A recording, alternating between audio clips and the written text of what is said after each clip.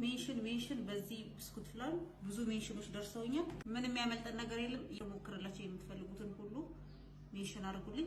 200 ግራም ብስኩት የትኛውም ኒትሮ ወይም ፊንገር፣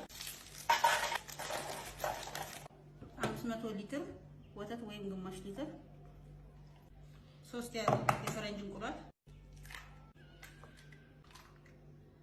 ትንሽ ቫኒላ ካላችሁ ኮንደንስድ ሚልክ ከሌለ ስኳር መሆን ይችላል። ጣፋጩ ግን መብዛት የለበትም ብስኩትም ስላለው ስኳሩን ቀነስ ማድረግ አለብን። ከዛ መፍጨት ውስጥ እንገለብጣለን። እዚህ ውስጥ መደባለቅ ይቻላል፣ ግን ልኬት ለማወቅ ይመስለኛል ፓትራ ላይ መጀመሪያ ያደረኩት።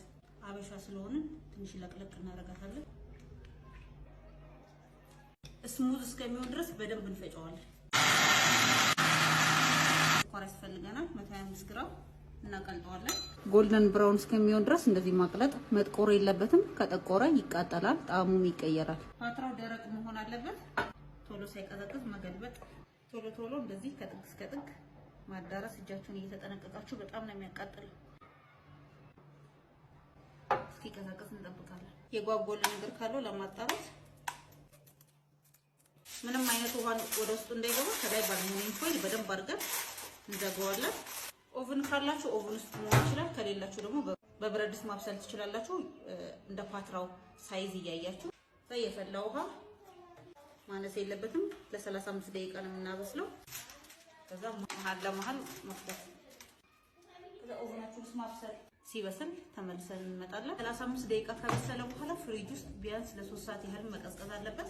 ቀዝቅዞ ከወጣ በኋላ የፈላ ውሃ ላይ ደግሞ ትንሽ አስቀምጣችሁ ካራሜሉ እንዲለቅ መደረግ አለበት።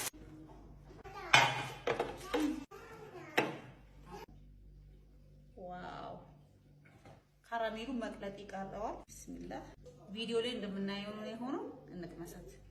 ይሄ ቢስሚላህ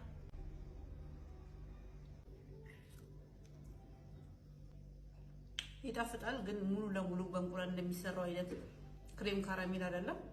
በዚህ በብስኩቱም ግን ቆንጆ ቴስት አለው። በጣም ነው ደስ የሚለው። ትንሽ ጠበቅ ያለ ነው። እንደዛኛው ክሬም ካራሜል ሌላው ጊዜ እንደምንሰራው አይነት አይደለም። ሲራፑን ግን እንዲቀልጥላችሁ የፈላ ውሃ ተጠቀሙበት።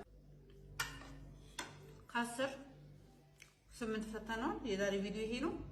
እንድሞክርላችሁ የምትፈልጉት ምግብ ካለ አሁንም ሜንሽን አድርጉት። ሁላችሁም ደግሞ ይሄንን በየቤታችሁ እየሰራችሁ ሞክሩት። በጣም ነው የምወዳችሁ።